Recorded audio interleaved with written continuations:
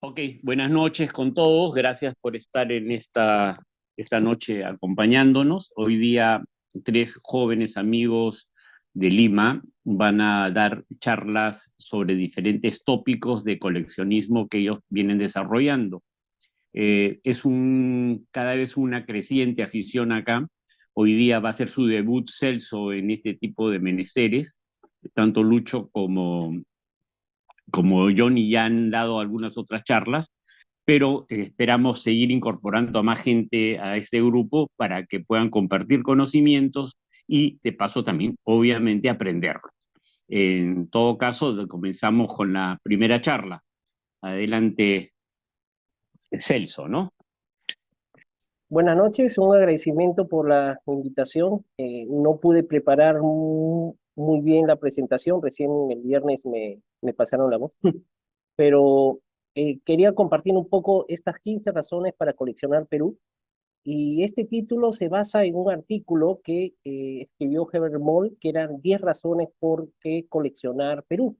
Y entre algunas de las razones era un poco la historia postal, el tema de las primeras estampillas de bobina que era en Perú, el tema de las primeras emisiones que se utilizó a través de Perkins Bacon, en la cual se utilizaba eh, los vapores de Pacific Steam Navigation.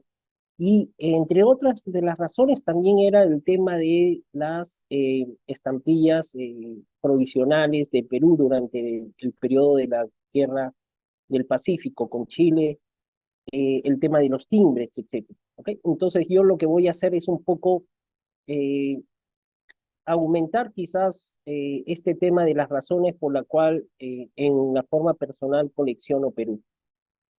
Una de las razones principales es que coleccionar Perú no solo es coleccionar sus estampillas, sino coleccionar un poco la tradición y la cultura ancestral que tiene nuestro país. Y no estamos hablando de los incas, sino de las culturas prehispánicas como Mochica, Chimú, Nazca, Recuay.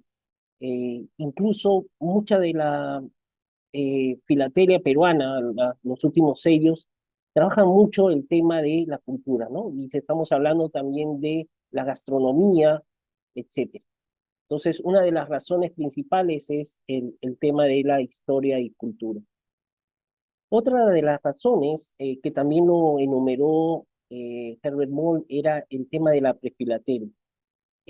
Al ser Perú el centro, una de las últimas ciudades en independizarse y ser bastión un poco del reino español, eh, todo el circuito o las correspondencias estaban bien centralizadas, por lo menos en la capital, ¿no?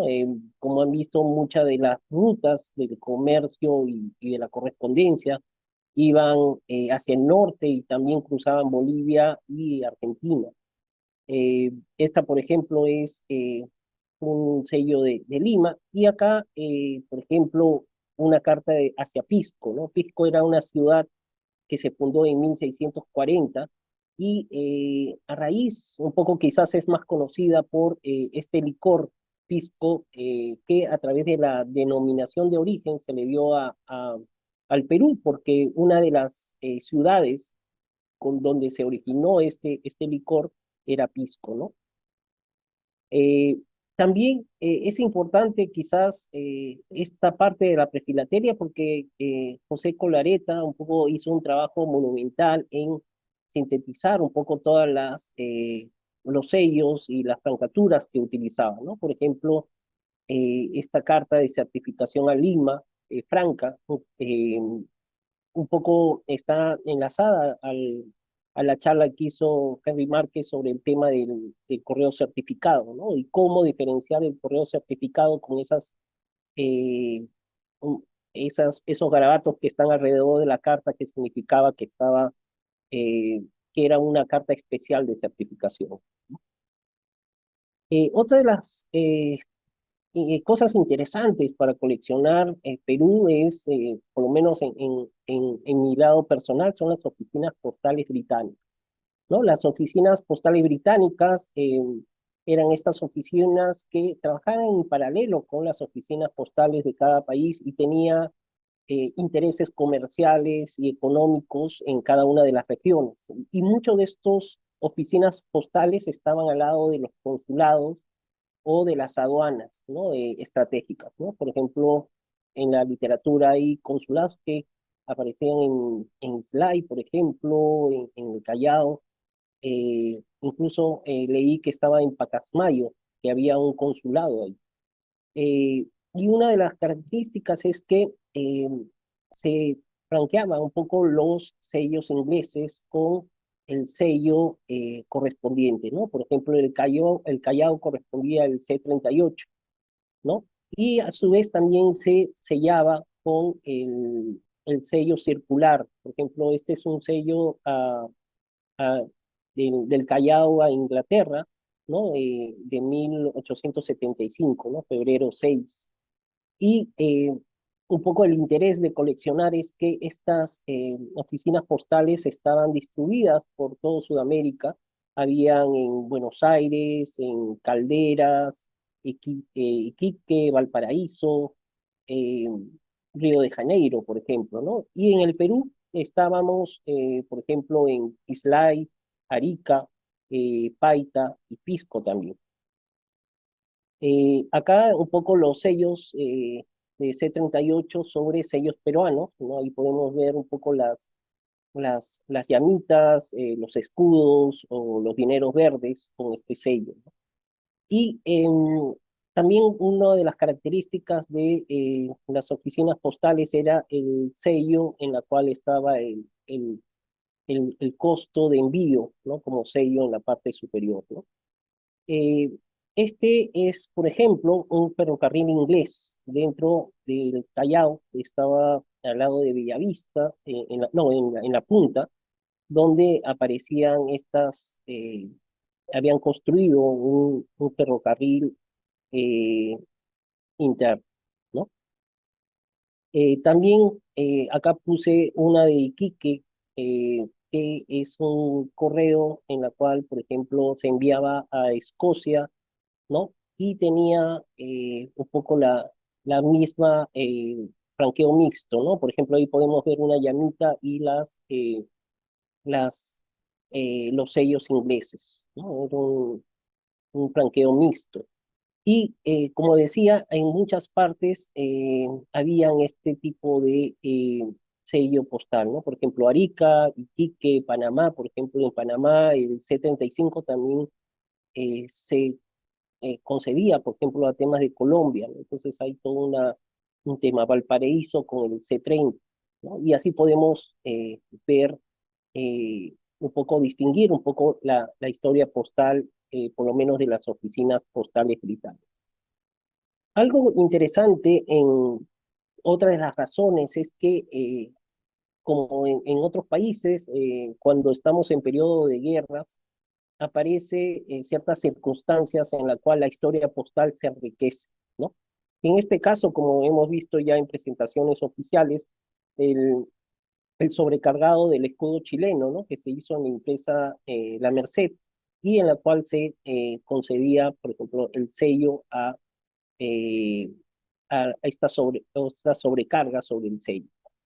Eso también se extendió a la papelería, a los sobres postales, ¿no? En este caso, las áreas de recaudación, se creó la Caja Fiscal de Lima, que tenía el sello chileno y se ponía a los sobres, ¿no?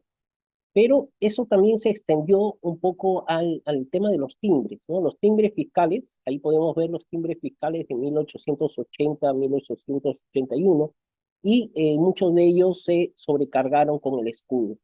En algunos casos se crearon sellos de anulación, podemos ver anulados, nulos, ¿no? Y podemos ver algunos otros tipos de matasellos que se realizaban, ¿no? Es decir, la ocupación chilena un poco empujó a cambiar un poco mucho de eh, distinguir los sellos que se originaban, ¿no?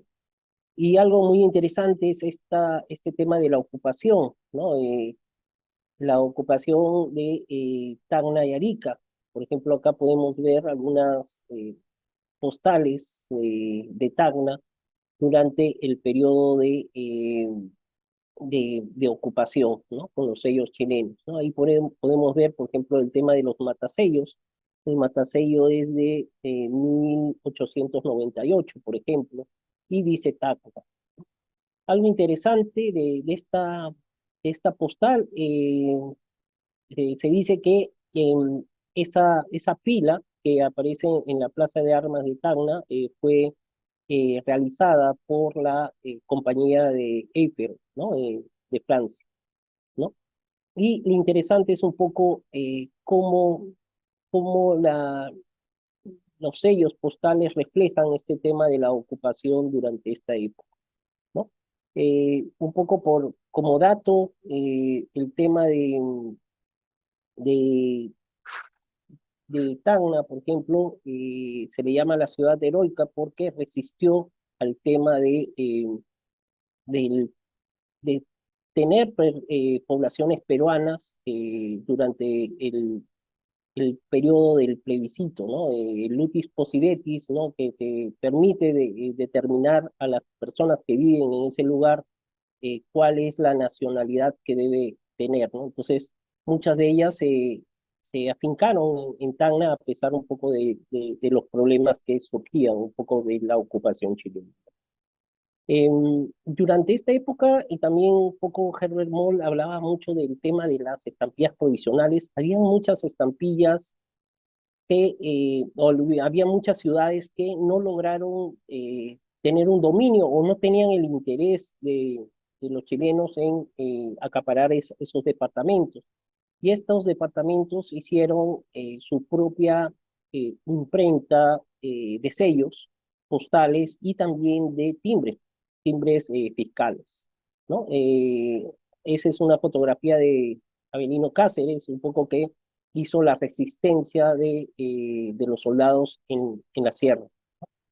Y aparecen, por ejemplo, este tipo de sellos. Este es un sello provisional que aparece que de 1881 a 1882, y una de las características de este tipo de sello era que era hecho en papel, acá se denomina papel cebolla, que es un papel muy transparente, ¿no? Que se utiliza para, yo siempre lo he visto que lo utilizan para temas de repostería, pero ese papel tipo cebolla hace que el sello sea muy delicado y traslúcido, ¿no?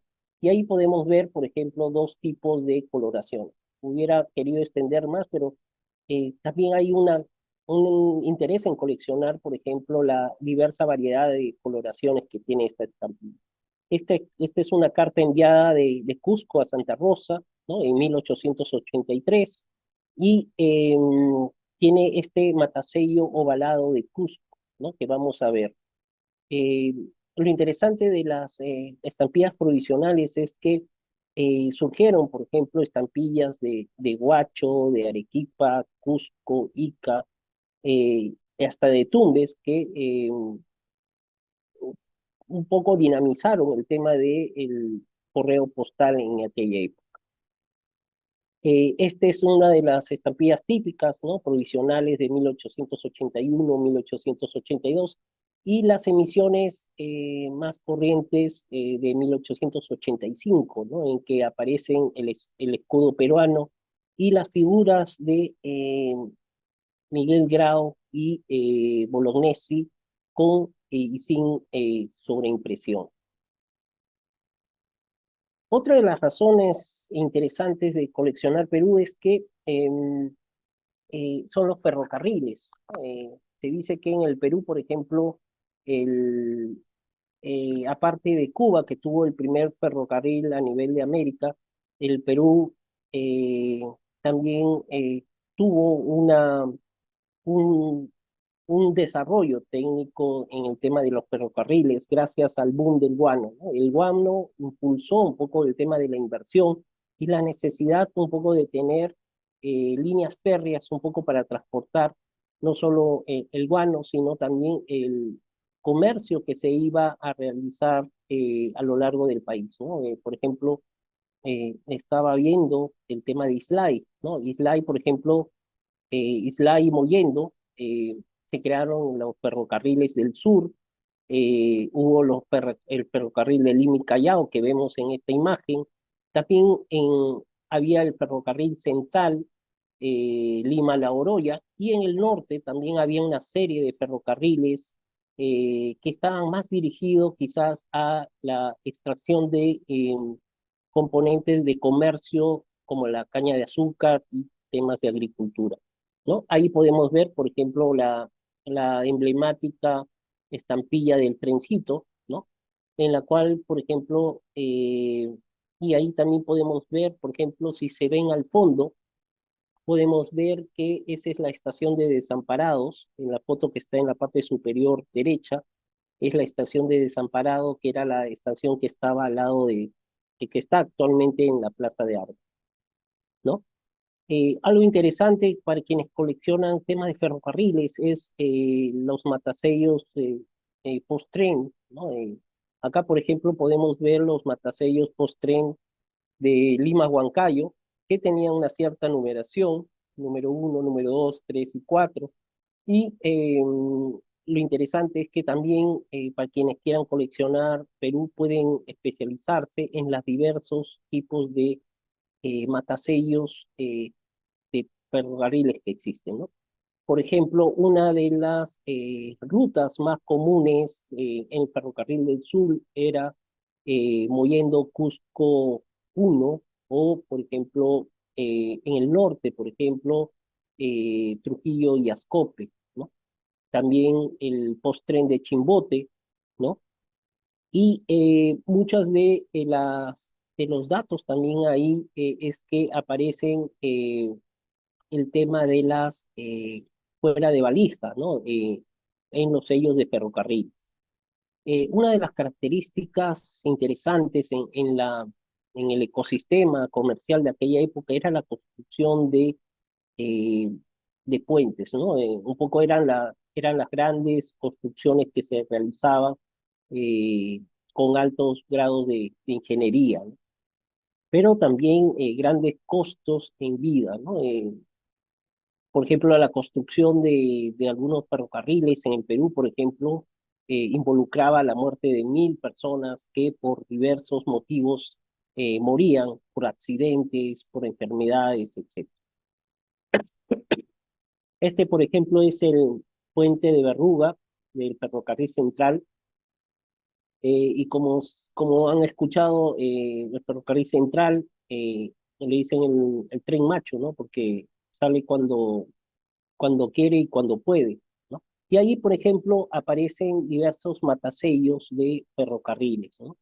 Y ahí hay unos cierres postales que también tienen los matasellos del ferrocarril, ¿no? Esencialmente, se encuentran dentro de la papelería postal, en las fajas postales, por ejemplo, estos sellos en la cual se trasladaban los periódicos o algunos objetos a través de los trenes, ¿no? Y ahí está en la parte superior Ernest Malinowski, que un poco era uno de los constructores. Ahí también está el puente de Bermuda. Eh, Ahí aparece también, miren, este es eh, un recibo con timbres fiscales, ¿no? Y estaba a nombre de Enrique Meis, que era uno de los comerciantes en el tema del comercio en el tema de ferrocarriles, ¿no? El ferrocarril de Hilo a Moquegua. Esto fue posterior porque había eh, un poco investigado sobre el tema de Islay y el declive, por ejemplo, de uno de los puertos principales que era Islay, fue ocasionado a raíz un poco de la construcción del tren de Mollendo, ¿no? Que un poco hizo pasar al olvido este puerto importante en el Perú. Otra de las razones es el tema del correo aéreo y comercial, ¿no? Hay muchas formas un poco para coleccionar el tema del correo en el Perú, ¿no? Ahí, por ejemplo, hay una foto que está en el hipódromo de Santa Beatriz. Creo que probablemente era, si no me corrige Javier, era parte de lo que era la residencial San Felipe o parte del Parque de la Exposición. No, no. Y, ¿no? Ok, Santa ah, Beatriz es donde estaba el campo de Marte. Campo de Marte. Ok. Y ahí, por ejemplo, es Bielorrusia que en 1911 hace el primer vuelo, ¿ok? Y ya en 1920 aparece el primer vuelo postal en el Perú. Y lo interesante es que uno puede coleccionar en el tema de Perú un poco los sobres postales, las estampillas del correo postal. Por ejemplo, y eso a nivel de Latinoamérica, muchas de las líneas aerolíneas hacían sobre de primer vuelo, ¿no? A los vuelos inaugurales hacían sus respectivas sobres con tanto con los sellos del país de procedencia como el de origen. Ahí, por ejemplo, podemos ver el de Lufthansa, BOAC, había de Panagram, eh, Alitalia y otros, ¿no? Dentro de las aerolíneas que había en el Perú, para decir algunas, una era APSA, que eran las aerolíneas peruanas, y una de las más conocidas era Aeroperú también, ¿no? Entonces, se puede tener una bonita colección en Perú sobre este tipo de sobres, ¿no? Igual sobres con el vuelo hacia Brasil a través de los dirigibles también, ¿no? Otra de las razones, quizás en el Perú el tema del telégrafo no está tan estudiado, tampoco no tenemos una gran cantidad de estampillas de este tipo de telégrafo. Eh, pero, por ejemplo, ahí están las sobreimpresas telégrafos, la de un sol, y la que aparece junto al Palacio de Correo y Telégrafo de Lima es un telégrafo que tenía el matasello de una ancla. Ahí se ve un poco deslucida, pero hay una ancla, ¿no? Lo interesante es que el tema del telégrafo también era como el internet de aquella época, ¿no? Eran cables submarinos que transportaban a través de pulsaciones eléctricas la información de un continente a otro, ¿no? Y habían varias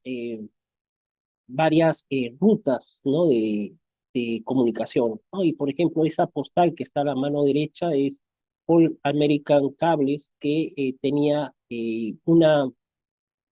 una ruta vía Colón y vía Galveston, ¿no? Y ahí podemos ver en algunos casos las diversas empresas telegráficas que existían, ¿no?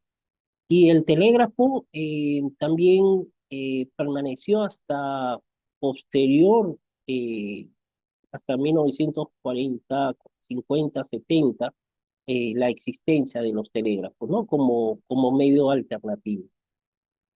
Eh, Otra de las razones es, como decían varias personas, coleccionar timbres de Perú es quizás 10 veces más eh, complicado que los sellos o las estampillas postales, porque hay un sinnúmero de timbres fiscales y cada una de estas tienen variaciones, tanto por las imprentas, ¿no? Un mismo sello de una época puede haberse impreso en 4 imprentas diferentes, ¿no? Esta, por ejemplo, es el Ministerio de Economía, el Ministerio de Hacienda, ¿no?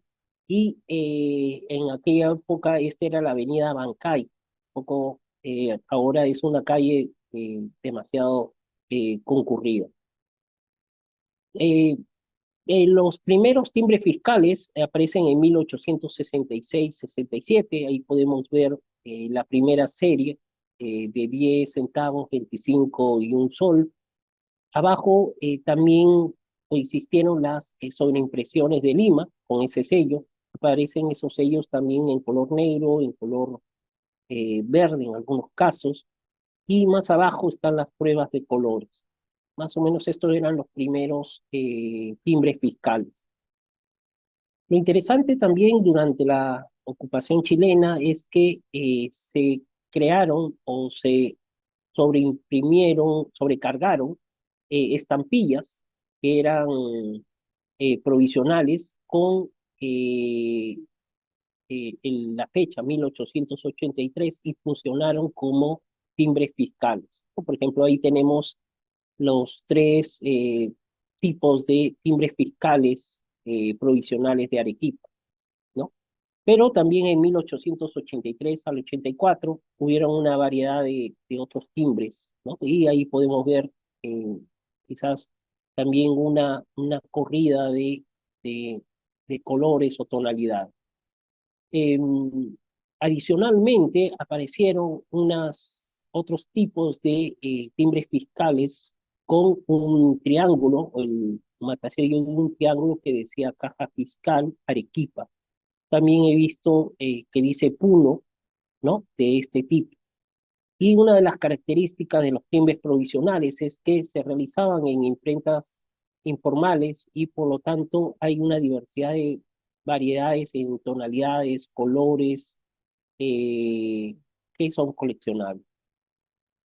Ya timbres posteriores también para quienes les gusta coleccionar timbres de Perú, aparecen, por ejemplo, estos son los cheques de bancarios y en este caso endosados en Hong Kong. Por eso aparecen los sellos del banco de, del extranjero, ¿no? Y ahí, por ejemplo, era la información, por ejemplo, eh, del banco de Nueva York, pero a través de San Francisco, ¿no? Entonces, también es bien interesante el tema de estos tipos.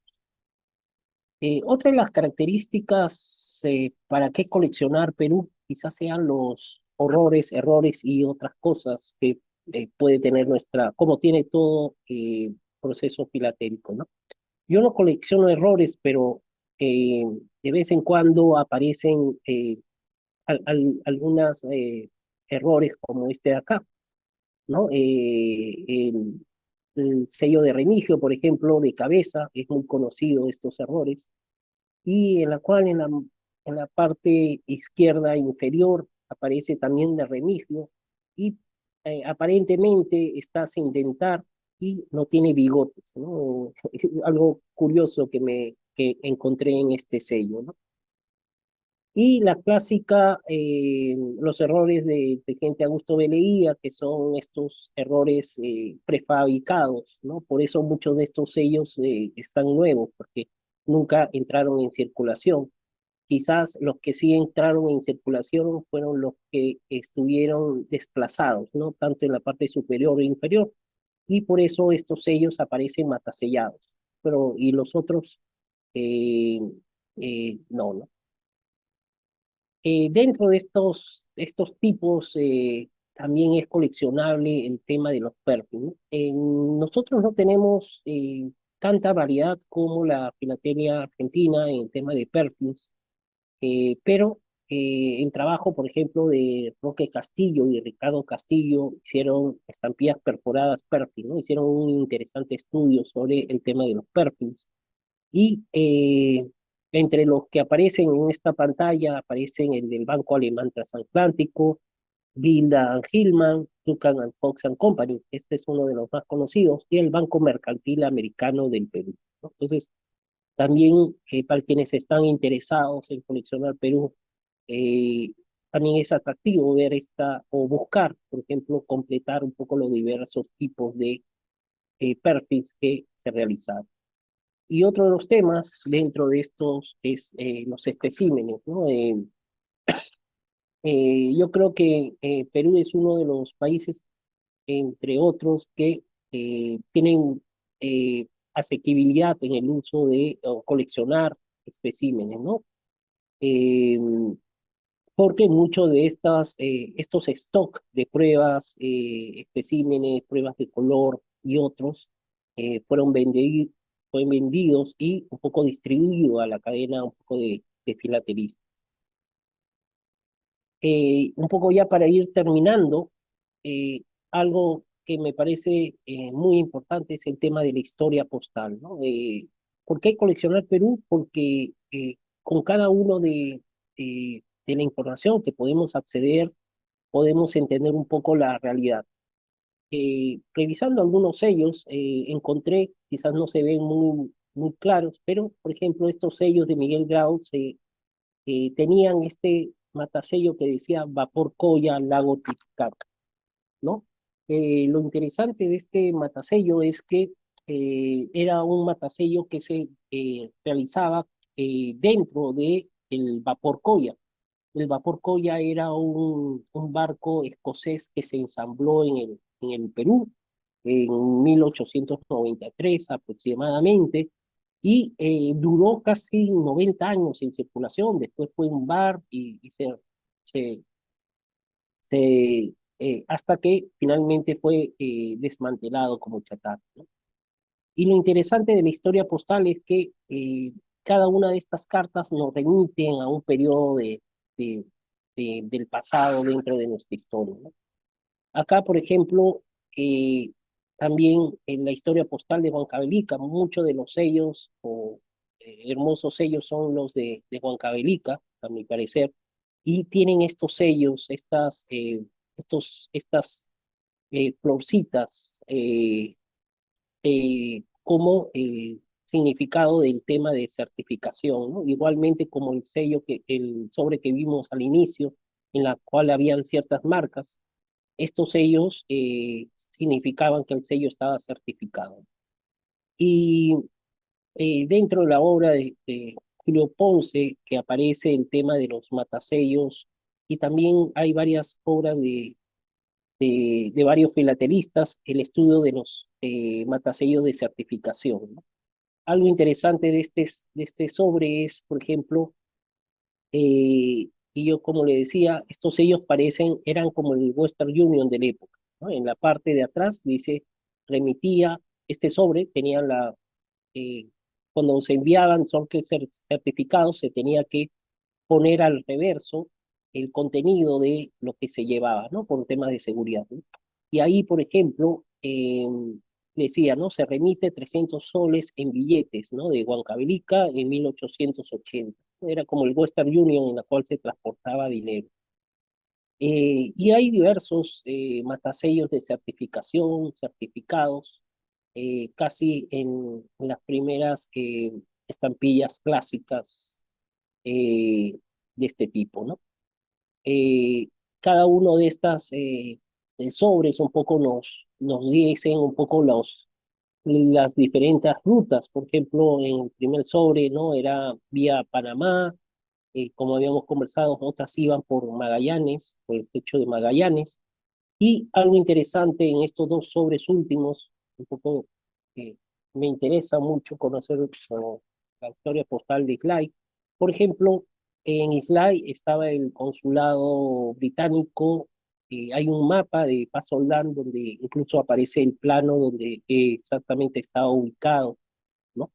Y acá podemos ver, por ejemplo, un sello, un sobre que no tenía estampilla, sino el sello, ¿no? El sello de Islay.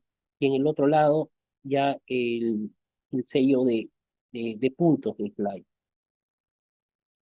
Otra razón es el tema de los enteros postales. Acá no he colocado, pero dentro de los enteros postales hay toda una diversidad eh, de sellos. En este caso, porque esta emisión habilitada en 1886 nace a raíz de los sellos que se quería eh, volver a poner en circulación, ¿no? Y para evitar los sellos o los sobres que habían quedado todavía en manos particulares o del Estado chileno, se puso esa emisión habilitada, ¿no? De 1886, ¿no? Y acá los indiciums, ¿no? Toda esta información también aparece. Otro de los temas que hace atractivo un poco eh, una colección es el tema de la papelería postal. Por ahí me interesa en lo particular el tema de los hoteles. Y acá en este era uno de los primeros hoteles, que era el Hotel Plaza. Y en los sellos, la información gráfica un poco era como el tema de la publicidad, ¿no? Los sobres representaban medios de difusión, ¿no? Entonces muchos de estos sellos decía, por ejemplo, acá tiene 80 departamentos, 25 baños, ¿no? Y en cada uno especificaba las características, ¿no? Era como una forma de, de mostrar un poco las capacidades de los hoteles. Y el de la mano derecha es muy similar de la época, pero es de Uruguay, de Montevideo, ahí está el sello. También la historia postal, por lo menos de la papelería en temas de hoteles es interesante. Uno de los hoteles más antiguos y memorables que todavía existe es el Hotel Mauri. Este hotel fue el origen del Pisco Sour, ¿no? El Pisco Sour se inventó, se puede decir, en este hotel, en el bar que aparecía dentro del hotel, ¿no? Y ahí aparecen postales que aparecían en las esquinas de bodegones, ¿no? Y junto al Club de la Unión. Igualmente, muchos de los hoteles en aquella época, no solo de Perú, sino de Sudamérica y Estados Unidos y otros países, generaban esta papelería postal, ¿no?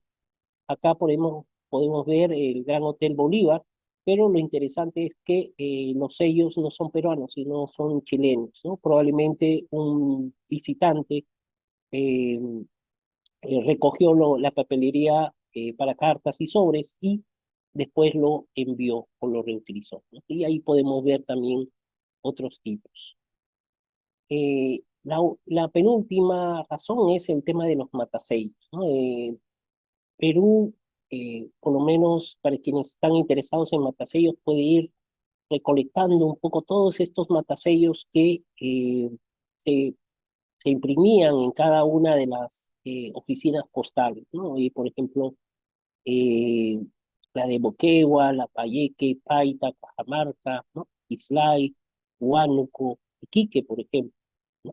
Y uno puede tener ir reuniendo este tipo de colección, ¿no? Y las famosas sellos de bigotes, ¿no? Que aparecían en Lima, Arequipa, Callao, ¿no? También es muy coleccionable.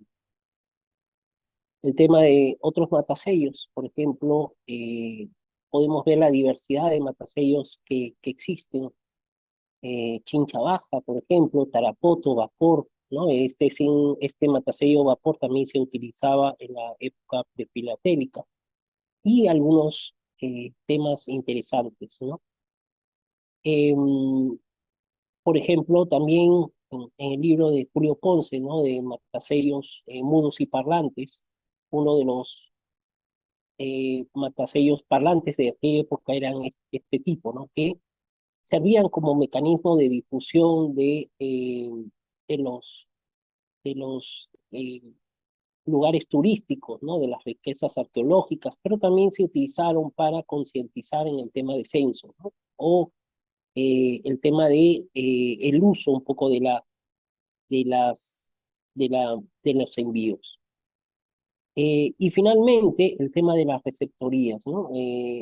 ¿Por qué coleccionar Perú? Quizás para quienes se interesen un poco para conocer es los diversos matasellos que se realizaron en las receptorías postales de provincias, ¿no? Eh, y finalmente un poco, este ha sido un poco la presentación de las 15 razones por qué coleccionar Perú. Muchas gracias. Gracias, Celso. Interesante tu charla y hay mucho todavía temas por estudiar. A continuación estaría dándonos una breve charla el señor Luis Valencia. Lucho, adelante, por favor. Bueno, hablaré sobre la viñeta de 2 centavos marrón, pro desocupados. Estudiando esta viñeta, he podido ver que, por ejemplo, tenemos 16 emisiones en las que aparece a lo largo de todo nuestro tiempo, de todo el tiempo que se emitieron, ¿no? Llegando a ser, por ejemplo, casi medio siglo de emisiones, lo cual ya podremos ver más adelante. La presentación la he dividido en 5 partes. Inicialmente iré hablando sobre las emisiones, luego hablaré sobre el origen de esta viñeta, que viene a ser en realidad esta escultura, qué es lo que representa, mostraré una variación que se da a partir de la tercera emisión y finalmente hablaré sobre el grabado que se dio en la primera emisión. La primera emisión se da en 1938 y el trabajo se le encargó al American Banknote. En el 43, el trabajo se le encarga a la Columbia Banknote. En el 51, a Tomás de la Rue y en el 62 a Harrison Son. En el 66 aparece una primera sobreimpresión con la leyenda habilitado 0,10 soles y en este punto quisiera hacer un paréntesis porque luego de ver las 16 emisiones que se dan, creo que hay una primera manera de poder clasificar este grupo de emisiones y es aquellas que no tienen una sobreimpresión que corresponden a estas primeras 4 emisiones y una segunda clasificación que podría ser las que tienen sobreimpresión, iniciándose con esta primera emisión, ¿no? La de 1966. En el 78 se da otro grupo de sobreimpresiones, un total de 7, y acá quiero mostrar la segunda manera en la que se podrían clasificar, que sería según el uso.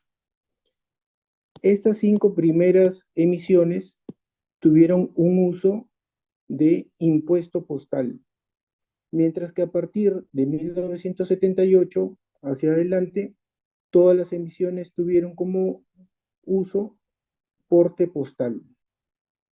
De este grupo de 7 sobreimpresiones o emisiones, se tiene un primer grupo con la leyenda habilitado diferencia de porte, un segundo grupo con la leyenda sobre tasa oficial y el tercero con la leyenda habilitado resolución directoral 0118.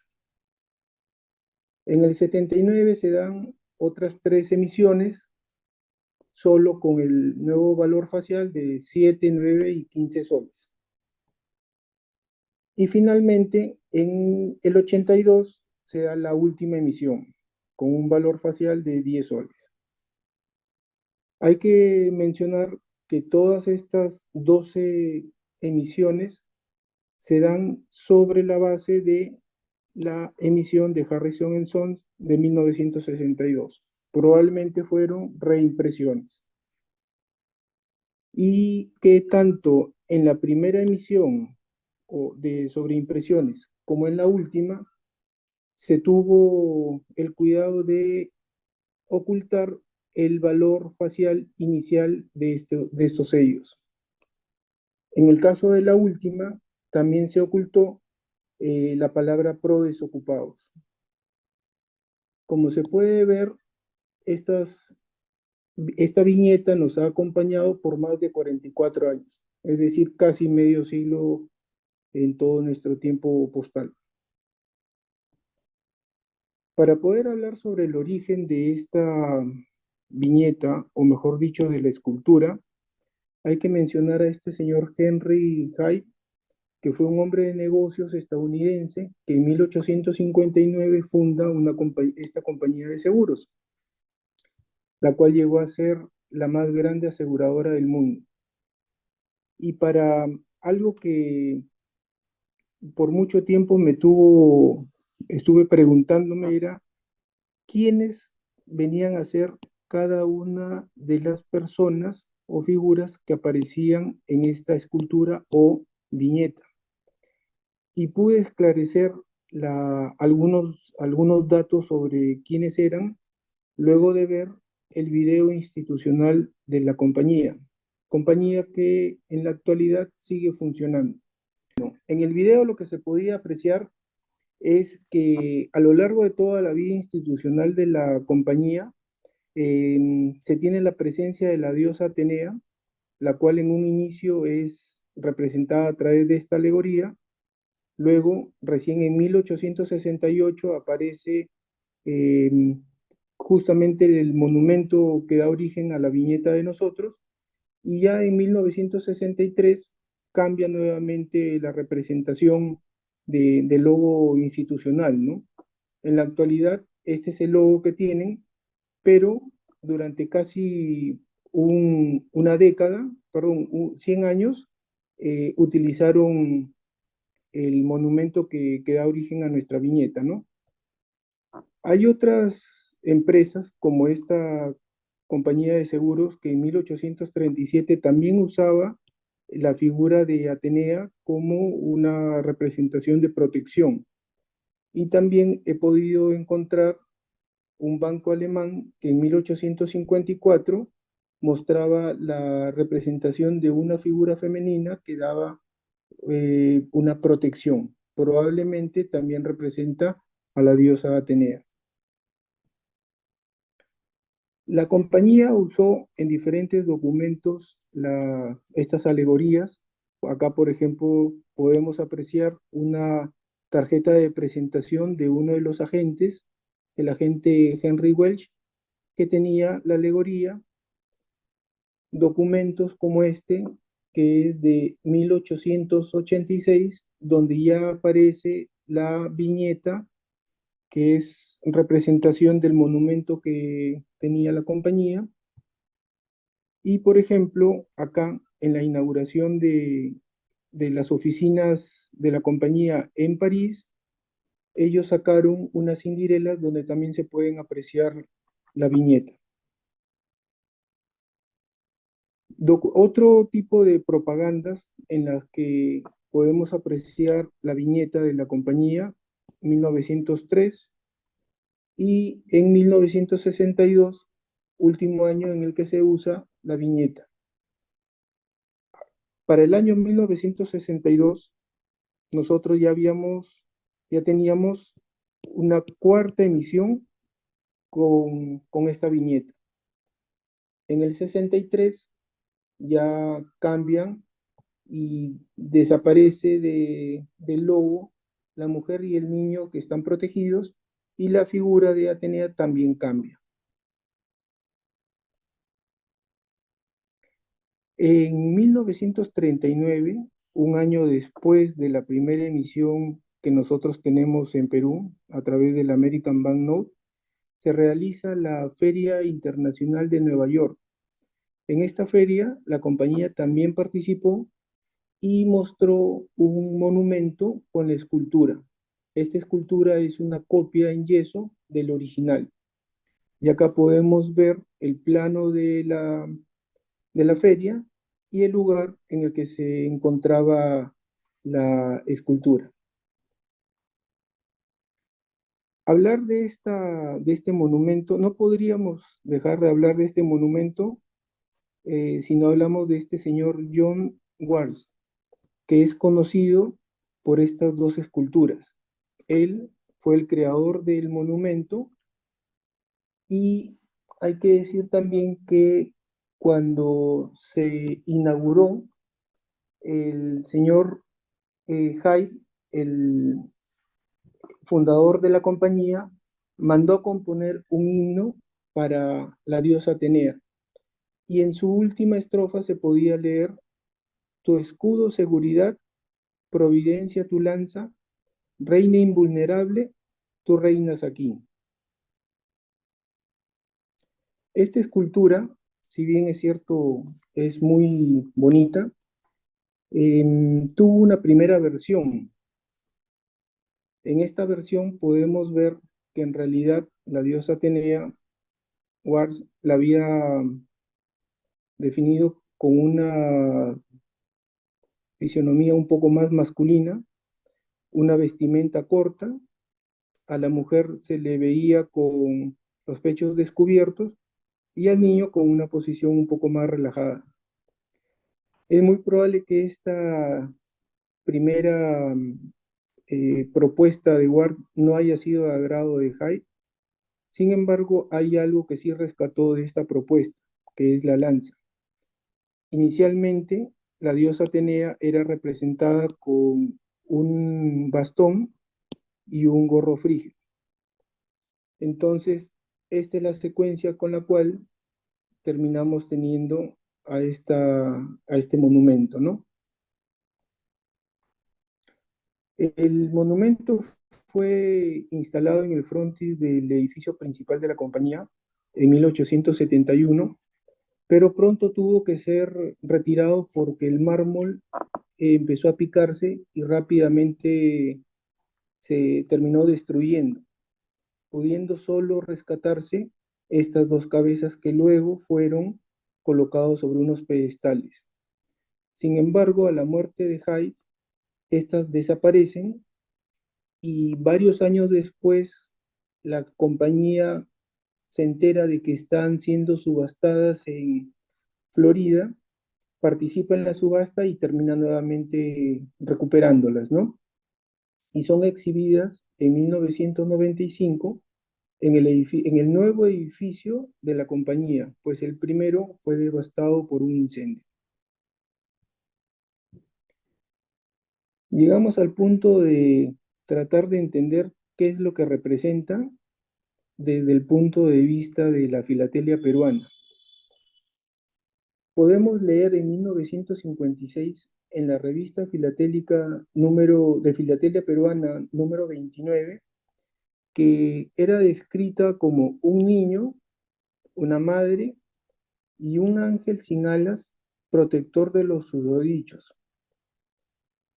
En 1965, en la revista número 67 de Filatelia Peruana, los definen como una madre sentada, niño desnudo frente a ella, protegidos por una figura femenina que aún no se puede identificar, vestida con una túnica y llevando en la mano derecha una lanza y en la izquierda un escudo. En 1981, en el catálogo especializado de Bustamante, la define como una madre reposando con un niño desnudo, protegido por otra figura femenina, vestida con una túnica, teniendo una lanza en la mano derecha y en la otra un escudo. Si bien es cierto, las tres descripciones coinciden en que coinciden en que representa la protección, se movió ahí el cuadro, hay que decir que hay una imprecisión en lo que representa cada una de las figuras. Como pudimos ver en el video, este personaje representa a la diosa Atenea. La compañía protegía a los deudos de los asegurados. Por lo tanto, la representación de esta mujer podría ser el de una viuda y el niño podría representar a un huérfano. Y considero que la mejor descripción para poder darle a esta viñeta podría ser el de que la viñeta muestra a una viuda y a un niño, probablemente su hijo, un huérfano, protegidos por la deidad Atenea. Al haber tenido varias emisiones y muchas reimpresiones, se generaron variedades y errores que son muy coleccionables. Por ejemplo, acá tenemos un error que es el de un rayo que cruza a la diosa Atenea. Siendo el mismo error, podemos ver que hay diferencia en la calidad o trama de ambos sellos. En el segundo caso se ve un sobreentintado, por lo tanto ahí se genera una segunda variedad. De igual manera, al haber cambiado por 4 imprentas, se generaron otro tipo de variedades.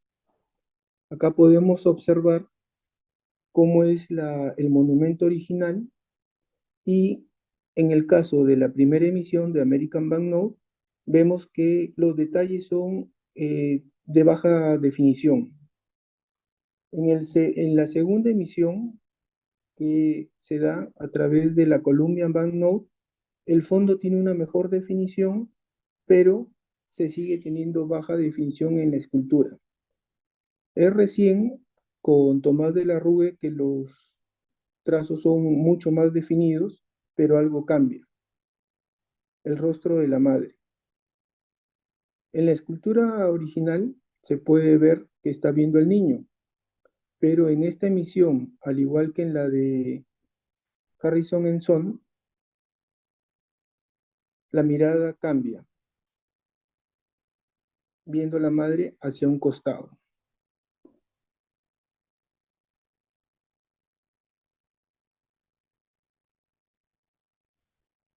Acá las 4 primeras emisiones, y acá se puede ver con mayor detalle cómo va cambiando el rostro de la madre, la dirección. Pasa de una mirada tierna a una mirada triste o de resignación.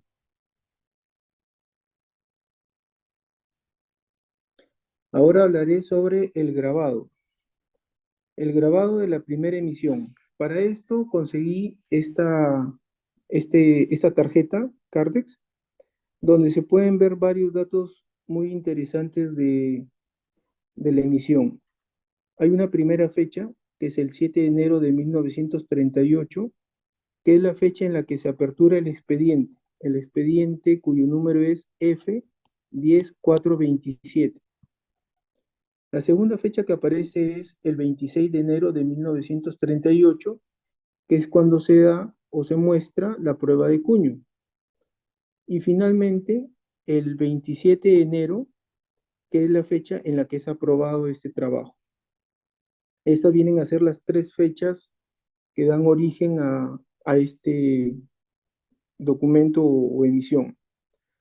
Luego tenemos un dato interesante que es quién grabó esta viñeta y quién grabó el marco de esta estampilla. Es decir, el trabajo fue realizado por 2 personas, Smith y Milk, una práctica que era muy frecuente o usual en esta época. Luego hay unos datos que todavía están en estudio, no he podido terminar de interpretarlos, que son, por ejemplo, estas siglas, PEM, luego este código que es el 48718, que aparece en 3 líneas. En la primera, diciendo que este trabajo es una reducción de la viñeta del trabajo 48718. En esta línea dice que es un grabado de metal del mismo código, ¿no? El B48718 en un papel fotográfico. Y luego la siguiente línea dice que es una reducción, una fotoreducción de este trabajo B48718. Eso todavía no he podido ni encontrar ese trabajo ni interpretar correctamente lo que se dice. Y finalmente se dice que ese es el modelo número 3 de este file, lo cual me da a entender que hubo un primer y segundo modelo, siendo este el que finalmente es aprobado, pero no he podido encontrar todavía los otros 2 modelos. Acá tengo una pieza en la que se puede observar este código, que es el F10690, diferente que el de acá. También es un espécimen del American Banknote, pero al ser diferente el código, me lleva llego a la conclusión que esta fue una reimpresión, a diferencia de esta que es el original o la primera emisión. Acá algunos trabajos de Smith y otros trabajos que tuvo Milk, como el de acá, por ejemplo. Esta emisión de Panamá es bastante interesante porque es una fiesta de grabadores. La viñeta, por ejemplo, fue grabada por este señor Young, el marco por este señor Maple, y los números de esta emisión fueron grabados por varios grabadores, participando Mil en estos dos valores. Otros valores en los que, otras estampillas en las que participa también Mil, igual diseñando el marco. Y bueno, amigos, eso ha sido todo en la presentación de esta oportunidad. Muchas gracias, Lucho. Vamos a continuar con la presentación de Johnny. La hacemos rápidamente para no agotar nuestro tiempo. Gracias. Buenas noches con todos. Mi tema es justamente las dos llamitas, una visión personal. Eh, es sobre las dos llamitas. Sabemos que es una estampilla clásica, la primera estampilla dentada. ¿Y por qué fue mi interés de coleccionar estas estampillas, no? Algunos de ustedes saben que dentro de mi tema principal, temática, es la minería. Y uno de los puntos importantes que yo investigué en su momento era sobre cuál era la logística que se empleaba, sobre todo en la época pre-Inca, Inca y colonial, para poder transportar todos los recursos que se necesitaban para justamente poder extraer los minerales. Sabía que se habían empleado las llamas porque no existían todavía en la época pre-Inca, Inca, las mulas estas llegaron justamente con la llegada de los españoles, pero tenía que sustentar de alguna manera eh, la existencia o el uso de las llamas, y es así que me puse a revisar sobre todo los grabados del cronista Felipe Guamán Poma de Ayala, ¿no? Los peruanos conocemos quién fue él, y justamente en estos grabados, sobre todo, puse bastante interés en los grabados que eran de las fundaciones de algunas ciudades que estaban relacionadas con la minería, ¿no?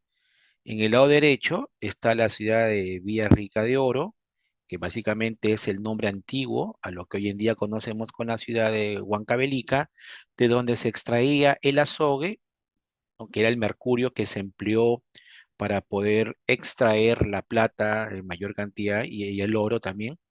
Y en el lado de la derecha es la fundación de la ciudad de Villa de Castro Virreina, que por aquellas épocas, en la época de la colonia, los españoles estaban muy interesados en extraer básicamente plata y oro.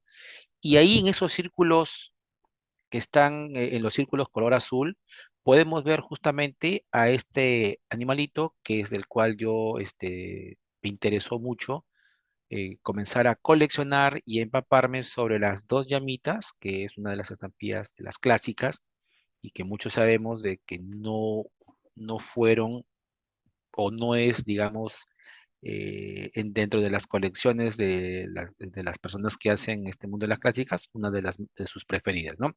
Entonces, así yo pude sustentar, ¿no? En el tema de mi tema principal, que es la minería, el tema de las llamitas. Eh, ya este tema ha sido expuesto anteriormente por Henry, una magnífica exposición, y traté de buscarle algo más, ¿no? Algo más a todos los datos que Henry en algún momento había presentado. Y me puse a ver, ¿no? ¿Qué cosa de raro encontraba ahí? Sabemos que estas estampillas fueron hechas en Estados Unidos por la American Banknote Company. Y uno de los primeros detalles que vi era si son llamas y su hábitat natural es en los Andes, lo primero que pude visualizar ahí es esa planta que, por ejemplo, en la estampilla de 5 centavos, que es la de porte de tren, ¿qué cosa era? ¿Qué planta es? Estuve revisando sobre todo cuáles son esas especies que pueden crecer en las grandes alturas y bueno, en realidad son muy pocas. Yo he trabajo en tema de la minería y por encima de los 4.000 metros sobre el nivel del mar es muy poca la flora, ¿no? que hay en esas alturas. Pero viendo el dibujo, se parece mucho a la sábila o aloe vera, como también se lo conoce en otros países, y da la impresión, ¿no? Da la impresión que fuera una sábila, pero justamente las sábilas no crecen en esas altitudes.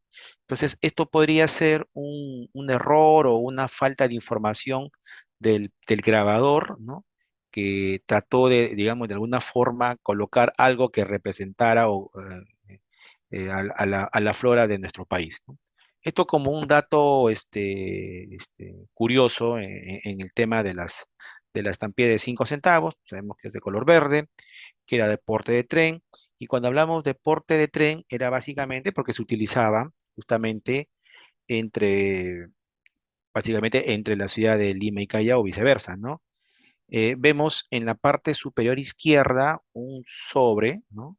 En la que podemos ver un matasello o una cancelación, la rejilla de Lima, que justamente en este caso es de color negro, también hay en color rojo, que es mucho más escasa, y lo importante de este sobre es justamente ese tránsito que hizo desde el Callao hacia Lima, y que para esas épocas se utilizaba o había este porte de 5 centavos, que era básicamente lo que se empleaba.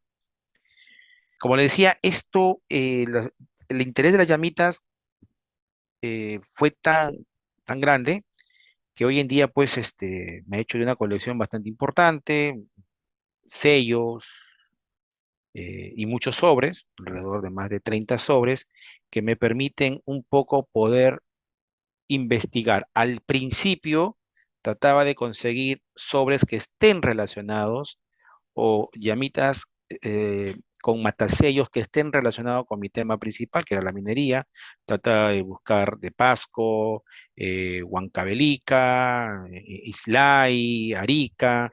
¿Y por qué esas ciudades? Porque de alguna manera estaban relacionadas con zonas mineras. En el caso de Arica, en el caso de Tacna, en el caso de Islay, son zonas que están relacionadas con Potosí, en Bolivia, porque Potosí fue justamente una de las minas principales durante mucho tiempo que abasteció de plata, ¿no? Bueno, al Virreinato del Perú y por lo consiguiente a España. En la parte inferior vemos también un sobre, ¿no?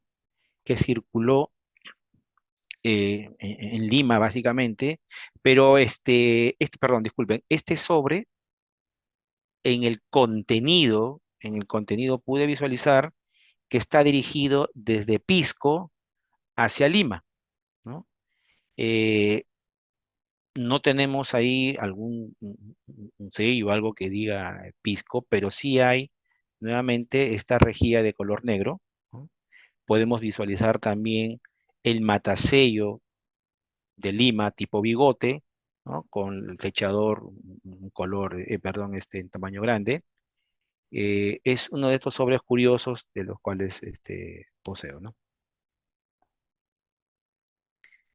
Estas otras estampillas básicamente son estampillas que fueron empleadas como una tarifa simple doméstica.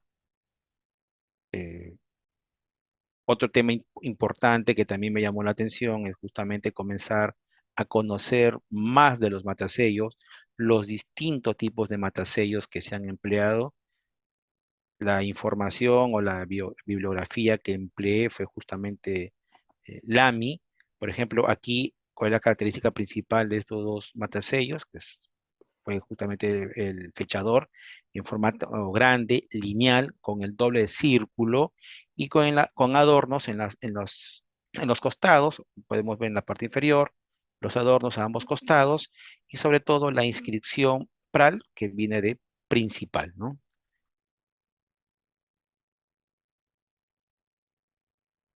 Aquí tenemos otros dos sobres, ¿no? En la parte superior izquierda tenemos una carta circulada en el año de 1867 desde la ciudad de Tacna hacia Cochabamba, en Bolivia. Nuevamente, bueno, ahí está el interés que tenía. básicamente en la zona sur, abastecía de insumos hacia las minas en Potosí. Por ejemplo, en Arica se extraía de las lagunas, de los acuíferos, una especie, no sé si han visto los que son de Perú, similar a la totora en Huanchaco, en Trujillo, utilizaban justamente para poder hacer unas canastillas que se colocaban los mineros en estas minas, se colocaban en la cabeza y ahí podían transportar, ¿no? Desde la mina hacia afuera podían transportar los minerales que iban extrayendo, ¿no?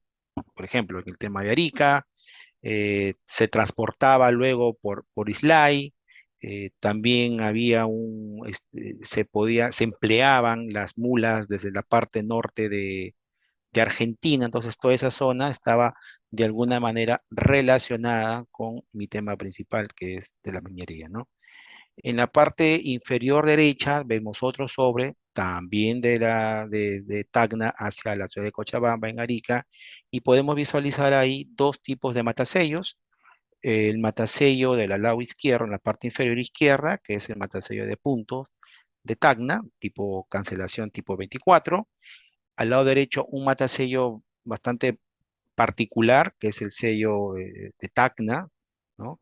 En color rojo, tipo de cancelación número 34, que es algo escaso, ¿no? Algo escaso de poder encontrar hoy en día. Eh, Pasamos luego a los 10 centavos porte simple. El mismo detalle también en este sello, perdón, en este sello, en el círculo rojo podemos visualizar nuevamente otro, podríamos llamar un cactus. Es un cactus, o se parece a un cactus, la imagen no es muy nítida, ¿no? Y los cactus no suelen crecer hasta más de 200 metros, normalmente sobre el nivel del mar. Normalmente los cactus crecen en zonas áridas, climas que van desde templado hasta cálido, calurosos, crecen mucho en la costa, crecen, como menciono, hasta una cierta altitud, pero justamente en estas imágenes, tanto de la llamita de 10 como de 20 centavos, lo que podemos visualizar es que estas dos llamas están en las alturas.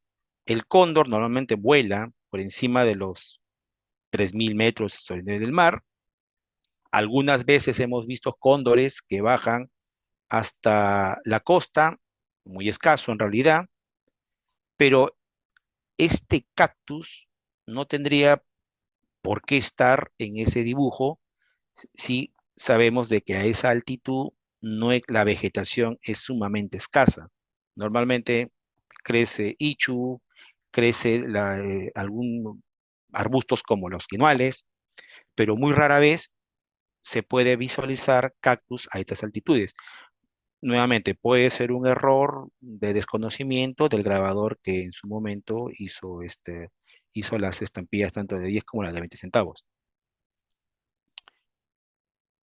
Esta imagen podemos visualizar, estas no son precisamente las estampillas que se hicieron o que se emitieron en 1866. Estas fueron las reimpresiones de 1895 y un tema bastante importante es justamente las inscripciones que podemos visualizar en el lado lateral izquierdo y en el lado superior, ¿no? Superior izquierdo, que son las inscripciones marginales en el pliego. Eh, Había escuchado bastante en las charlas que en un momento dictó Henry, sobre estas inscripciones, ¿no? Dentro de la colección de estampillas que tengo de las llamitas de las primeras emisiones, eh, tengo al menos dos nada más con las inscripciones que se pueden visualizar, y una de ellas está en un sobre que seguramente lo vamos a ver a continuación, pero no había visto con mucha o solamente había visto lo que se presentó en las charlas, pero conseguí justamente este bloque de las emisiones de las reimpresiones, y ahí se puede visualizar claramente justamente estas inscripciones marginales, ¿no?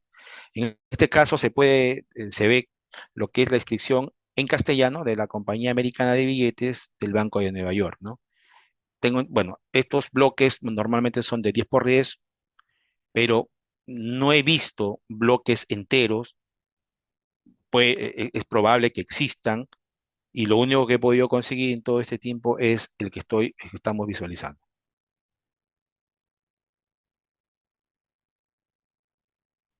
Como les comentaba, las llamitas para mí un tema importante porque me ha permitido comenzar a investigar sobre matasellos, investigar más en la época en la que fueron emitidas. Y, por ejemplo, aquí podemos visualizar esta serie de cuatro en donde es muy probable, ¿no?, que haya pertenecido a una carta certificada. ¿Por qué? Porque tiene dos características principales, que son el matasello mudo de la estrella de doble línea, que básicamente es característico de las cartas certificadas tanto de Huancavelica como de Chachapoyas, ¿no? Y el matasello con la tipo de cancelación número 33, ¿no? Donde también en la parte inferior está la palabra PRAL, que es de principal, ¿no? En la parte inferior vemos una tira de 5 estampillas de 10 centavos con el nombre de puntos de la oficina de Corongo. Esta estampilla me parece también que en una de las presentaciones que también hizo Henry, me parece haber visto un bloque de 10, ¿no?, de 10 estampillas, que es muy similar a la que tengo hoy en día.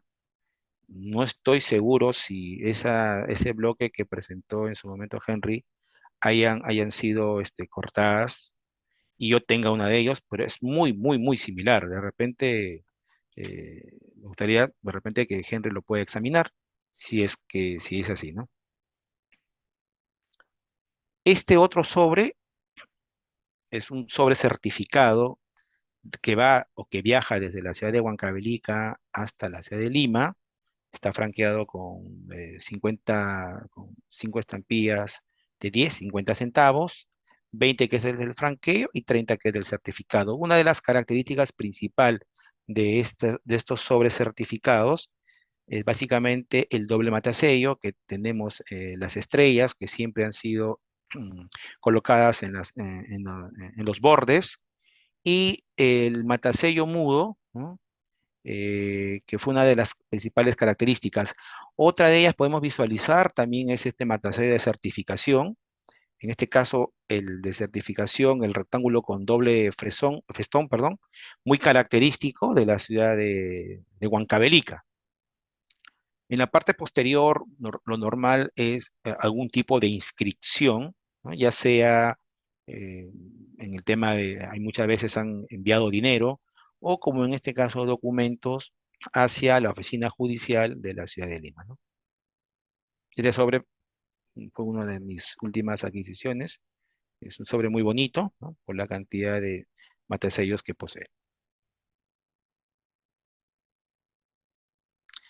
Este otro sobre también va ya con un porte simple de 10 centavos, va justamente desde Lima hacia la ciudad de Cochabamba a vapor hasta la ciudad de Tacna, ¿no? Ahí podemos ver tanto el matasello de Lima tipo bigotes, como también vemos el matasello de la ciudad de Tacna en color azul, un tipo de cancelación número 25, ¿no? Este sobre el sobre posee ahí las fechas de todo el viaje que realizó. Sale pues el 11 de agosto de 1867 de la ciudad de Tacna, perdón, de Lima, llega a Tacna el 16 de agosto, pero no tiene un sello de recepción en Cochabamba. Existió en esas épocas, me imagino algún convenio, ¿no? Porque sabemos de que había el convenio que era lo mismo enviar hacia Bolivia, Chile y Ecuador, ¿no? Por el convenio que existía en esa época. La otra estampilla, la de 20 centavos, de porte doble, tiene también, como en la de 10 centavos, la presencia de ese cactus, ¿no? Que aparece en la parte inferior izquierda. Curioso nuevamente, se ve la imagen que las dos llamitas están en las alturas. Aquí sí no se visualiza los cóndores, ¿no? Pero sí se ve esa imagen en primer plano de una especie de cactus, ¿no? En la parte de la derecha, una estampilla bastante interesante, ¿no? Que justamente es un fragmento de una carta, 20 centavos bisectado, que por aquellas épocas, ante la escasez de la de 10 centavos, justamente se empleó, pero este empleo de las estampillas de 20 centavos bisectadas duró muy poco en realidad, ¿no? Sabemos que duró de septiembre de 1876 hasta diciembre de 1877, y ese matasello de la ciudad de Arica, característico justamente de las ciudades que fueron afectadas por el terremoto que hubo por esas épocas. Eh, los sobres de los 20 centavos realmente son muy escasos, ¿no? El único sobre que tengo es este, ¿no? Que también viaja desde la ciudad de Lima hacia Cochabamba, es un porte doble, ¿no? Vía Tacna. Entiendo yo de que este sobre fue enviado por vapor, ¿no? Era el único medio que se conocía en esas épocas. Y también ahí podemos visualizar justamente los dos matasellos, el matasello en la parte posterior de este sobre, que es justamente de la llegada de Tacna, y el matasello de la ciudad de Lima, tipo bigotes. Nuevamente, el coleccionar las llamitas hizo que empezara pues a investigar de matasellos, investigar de fechas, eh, que para mí ha sido bastante gratificante, ¿no? Este libro de Lamy he tenido que leerlo varias veces para poder entender un poco más de todo este tema interesante de los matasellos que se emplearon en la época de las llamitas. Bueno, eso era lo que tenía que presentar. Más bien agradezco por su atención. Gracias, Johnny, gracias Sí, a los cuatro, incluyendo a Javier, por la coordinación. sí, ha sido una muy buenas charlas. Son jóvenes especialistas que pertenecen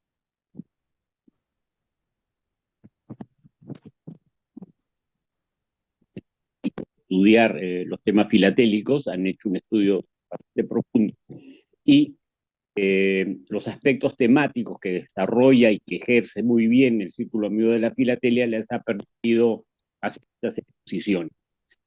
Son forma con, Te escuchamos cortado, Javier. a ver, ¿no? Ya, ok. Ya. Y agradecemos a Henry y a los amigos de mi oficina habernos permitido participar de esta plataforma que es tan importante para la filatelia en todo Iberoamérica. Muchas gracias y buenas noches con todos. Gracias. Si alguien tiene alguna pregunta por ahí, no sé. Vi unas manos en alto luego, ¿no? Federico.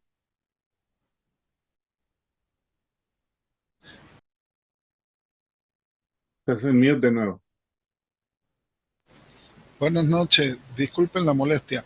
¿El Perú no tenía estampilla de correo oficial o es la previsional?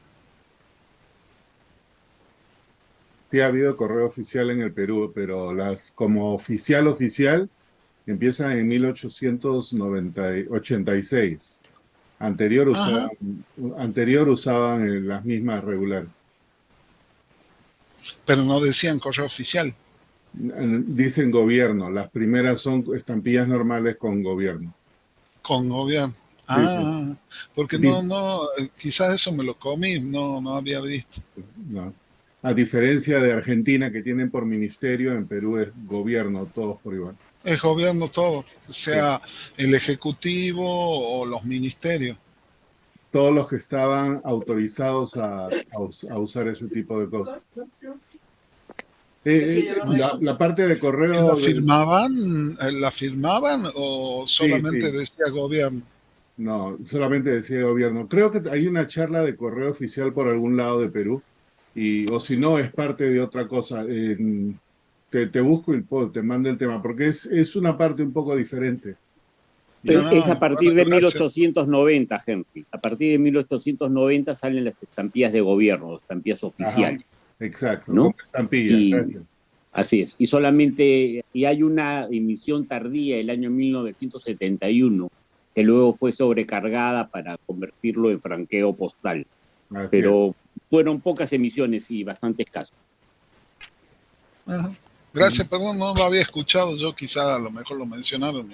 Y digo, qué raro, porque había previsionales, había fiscal y todo lo demás, y bueno, simplemente eso. Bueno, gracias, perdón la molestia. No, está bien. ¿Alguna pregunta por ahí adicional?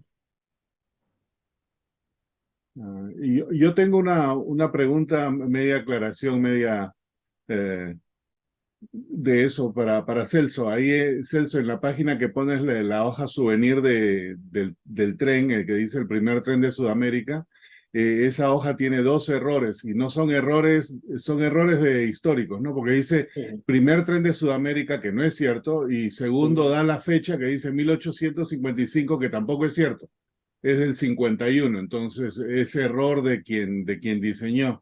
Y haciendo una correlación con lo que mencionaba Johnny, yo nunca le presté atención ni al cactus ni al aloe. Para mí los dos eran ichu, y será porque yo no veo bien a ese nivel de detalle y nunca lo he visto a ese nivel de precisión, pero ¿qué tal ojo de Celso? Ese es ojo de águila para realmente determinar eso, ¿no?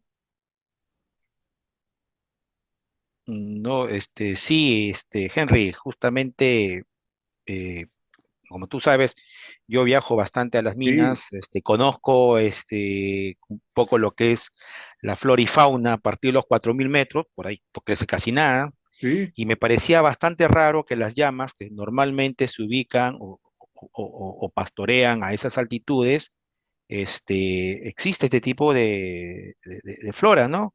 No he visto cactus. La única, bueno, es un tipo de cactus que crece a esas altitudes, es la Puya Raimondi, pero no a más de 4.000, ¿no? Y me pareció bastante raro esos dos detalles, ¿no? Y creo yo de que ahí hubo una falta de información en todo caso del grabador, ¿no? sí, sí, yo creo eso, pero qué buen detalle, y solamente como curiosidad, el ichu no es parecido a esa del aloe. Digo, es más denso, ¿no? El ichu. No, es como un gras Ah, ok. y crece pequeños, digamos, por... normalmente es como si fuese, ¿qué te digo? Un gras bastante denso y crece hasta una cierta altura, pero no se parecen para nada. No, Nada que no, ver, no, ¿no? no, no, nada que ver, nada que ver. Yo lo veo muy igual a una sábila, muy parecido. Sí, sí. No, ahora le presté atención y sí, efectivamente, parece eso.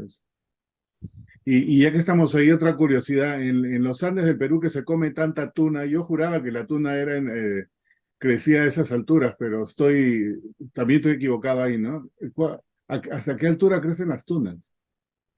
De hecho, que por debajo de los 4.000 metros, ¿no? Ah, Por encima de los 4.000 hay muy poca vegetación. no hay nada. Lo más, ¿no? Lo que crece bastante es el lichu, y entre los arbustos están los quenuales. Después no crece casi nada. Claro, no crece nada a esas alturas que Sí, va a crecer. sí, esa altura es muy alto. Así es. Gracias. ¿Ok?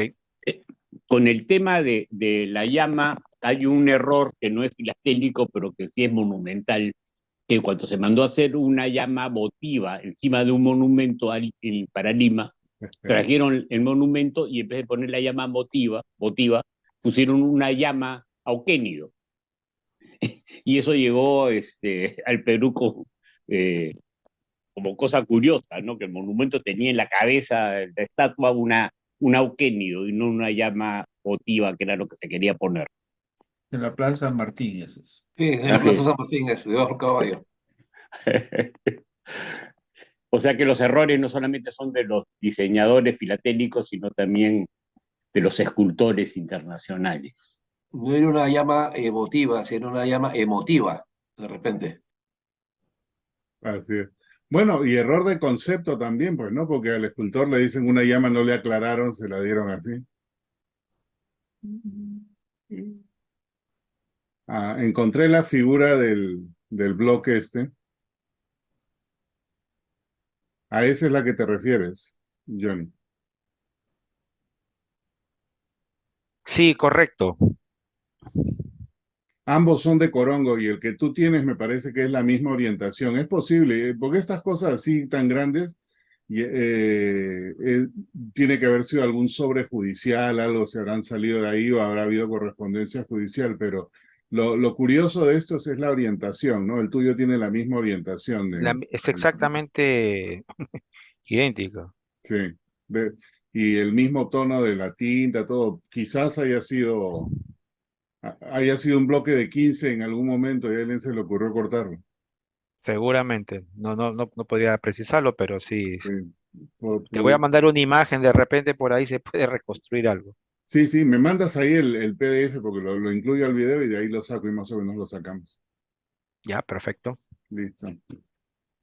Henry, recordarás el lema de la Feria del Hogar. Te llama la llama. Se llama la llama, ¿no? ¿Verdad? Pero ya no hay feria del hogar, o sea. Ya Ya no no, hace existe, muchos ya no años. existe. Después del accidente que hubo en este concierto de Servando y Florentino, lo cerraron por temas judiciales, después abrieron una por Villa, por La Encantada, por ahí, pero no funcionó igual. Y la Feria del Pacífico, que también el logo era una llama, ¿no? También, bueno, se fue, pues, y vendieron el terreno, ahora es un centro comercial, es un shopping center ahora, y en la parte de atrás es un conjunto de edificios. El terreno era gigantesco. Fue mi primer trabajo ahí. Yo estudiaba en el colegio claretiano. Yo a la hora de salir A a la la Avenida vuelta. de la Marina siempre Claro, venía tomaba al ahí, frente por el zoológico. ahí Al al frente. costado del zoológico. A veces se confundían los dos. Pero la diferencia es que en tu local se abrían las puertas y en el otro no le abrían a los tigres, pues, No, ¿no? el otro no habría. Bueno, ¿alguna pregunta o comentario adicional? No veo a nadie. Bueno, gracias a los tres, muy, muy interesante, muy instructivo. Se les agradece la preparación. Perfecto. Y el día de mañana.